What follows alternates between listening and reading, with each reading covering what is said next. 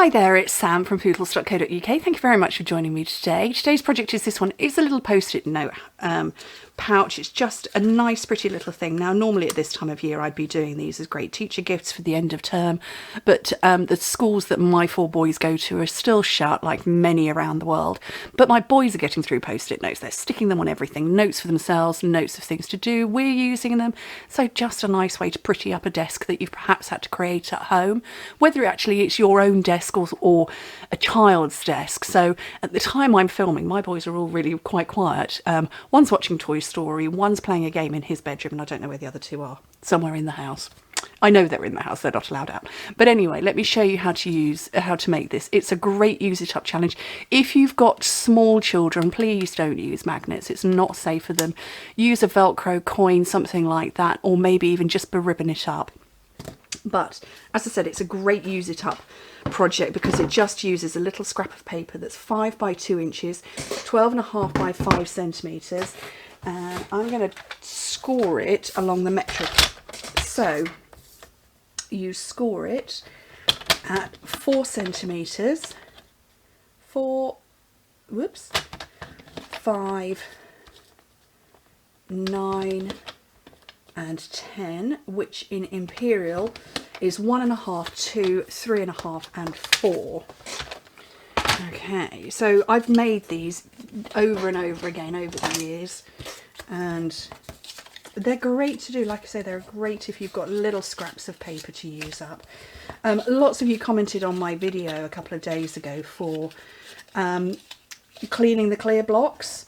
And somebody said, what do I clean my bone folders with? Well, I probably ought to, but I haven't yet. I will clean my bone folders. Okay, so where you have your tab is entirely up to you. So you can see that there is, if I stop throwing it around, this section here is longer than that section. So it's up to you if you have a shallow flap or a deep flap, and so I'm going to go with the longer one. I've got my ornate tag topper punch, and I'm going to punch the longer end, and that's really just to pretty up the edges more than anything. It doesn't really serve much purpose other than that. Okay, I've got my little post-it note pouch and some snail, and there we go. And again, making sure that it's the right way round. It fits perfectly, particularly on the metric, in this section here. So you've got this tiny little score lines there where you can see where it's all going to fold around, and it will fit beautifully in there. So liquid glue is a good one for this if you're not confident at getting it lined up, but I've done hundreds, thousands of these over the years, so I'm okay with it. Right, so the post-it, where we're going to put the magnets. These are neodymium magnets, and you can get them from eBay, you can get them from Amazon. I work with 8mm by 1mm ones, so they're proper tiny, but they work perfectly with mini glue dots. So what I'm going to do is I'm going to grab one and put it behind this smaller part.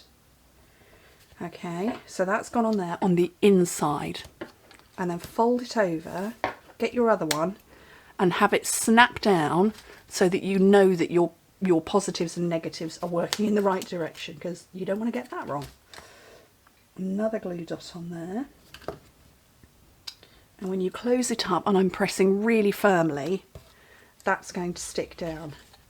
So, but yes, if you've got small children, don't use magnets, use Velcro buttons, or even just ribbon to tie it up, but please don't give magnets to them or anybody who cannot have magnets around them. Okay, so this has got all sorts of colours in it. It's got the lovely lipstick, it's got petal pink, and it's got a little hint of purple posy. Now, it's not a colour I work with very often because we only have it in cardstock and in blends, but I still love it. So, and I've got our small bloom punch. At the point in time I'm filming this Monday, you're seeing it Wednesday. Our retiring list and carryover list hasn't yet come out. It's coming out this evening that you're seeing this, so 9 o'clock UK time, you'll see this. You'll see the retiring list, and I'm hopeful, super fingers crossed, that this is going to appear in a catalogue.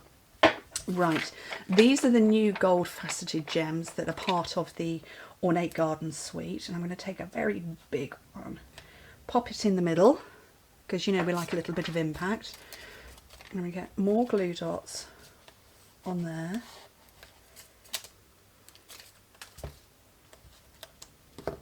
Then I'm going to take a bit of snail and just layer up a little section. I don't know if you can see that shining in the light, but it's just a small section, like it's wanting to focus on everything, but it's just a small section that's going over the top of this pink flower.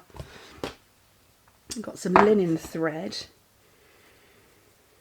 and I'm going to stick it to the glue that I've just laid down, and because it's on a roll, it's naturally happily looping. Snip off the end. Oh, that didn't snip. Shall I try that again? Oh. It's all unlooping. No, don't unloop. Stick back down. There we go. And then my little floral element there, and that I think is really rather pretty. Let me grab the other one. And I think they're really pretty. I think they are great. Great as a use top challenge. Nice to decorate somebody's desk, whether it's a desk working from home or it's a child's desk or even just your own in your craft room. Anyway, thank you ever so much for joining me. Hope to speak to you very soon. Bye.